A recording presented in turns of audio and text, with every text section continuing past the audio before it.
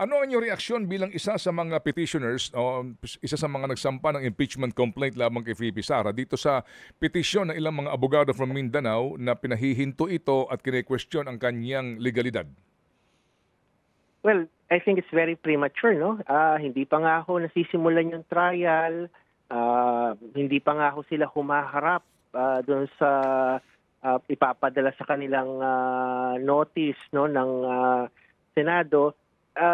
Umakyat na ho sila agad, no, sa Korte Suprema. So I think it reflects a pattern of avoiding accountability. Ayaw humarap sa hearings sa House, ayaw humarap sa budget process. Ngayon naman ayaw humarap sa impeachment proceedings. So saan sila haharap at all, no? Bakit ngayon pa lang na hindi pa nga nagsisimula yung trial ay meron na sila agad na legal issue. I think madidismiss po 'yan, masyadong maaga yung kanilang pag-akyat sa Korte Suprema. Wala pa naman hong nalabag sa kanilang mga karapatan. Bibigyan pa nga sila ng pagkakataon para harapin yung kaso sa Senado during the trial.